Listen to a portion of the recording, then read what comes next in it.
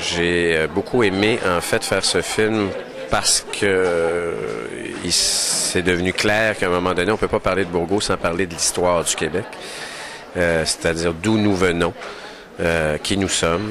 D'où nous venons, où nous allons aussi, qui nous sommes, mais parce que Bourgault est né à East Angus, vous le racontez très bien, dans un village où les Anglais étaient d'un côté de la rivière, les Français de l'autre, et de là origine toute cette différence de culture et ces deux solitudes.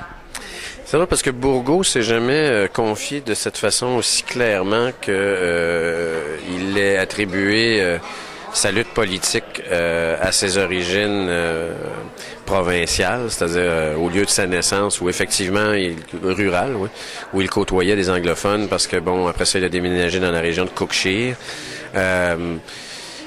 Il s'est toujours un peu défendu de ça. Il a jamais voulu dire que, parce que je pense qu'il aimait pas l'idée de dire que c'était par une réaction presque atavique, ancienne, profonde, presque un traumatisme d'enfance qu'il s'était mis à aimer, je veux dire, à vouloir devenir, à vouloir combattre pour la libération nationale du Québec, et qu'il était donc à ce moment-là, ça l'aurait fait passer pour un anglophobe, ce qu'il n'était pas.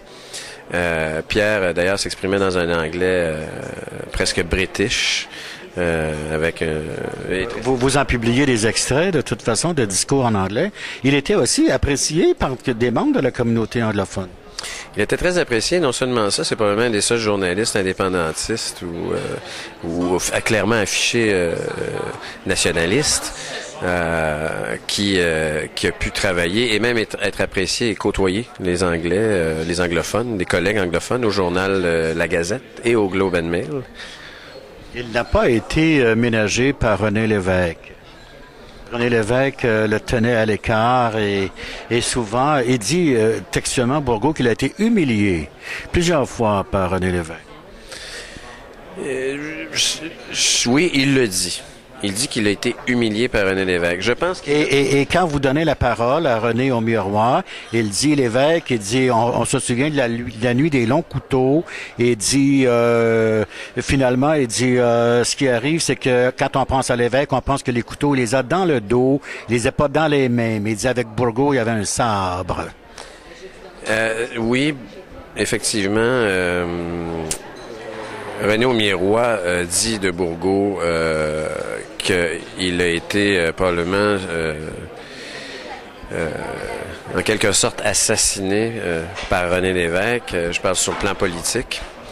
Mais c'est un peu faux. Si on regarde l'histoire, par exemple, c'est sûr que vous avez là les mots de Pierre, vous avez les mots de René Aumiérois. Mais si vous regardez un peu l'histoire, moi, le voyage que j'ai fait avec cet homme-là, je considère maintenant que Bourgault, finalement, a eu le meilleur des deux mondes en politique, sur le plan politique.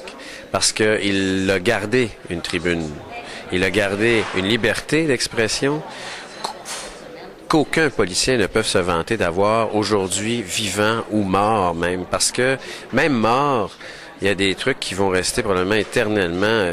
Je sais pas, si vous essayez d'ouvrir, par exemple... demandez donc à la famille de Lester B. Pearson d'ouvrir ses tiroirs de l'époque où il était premier ministre. Jamais vous aurez ça.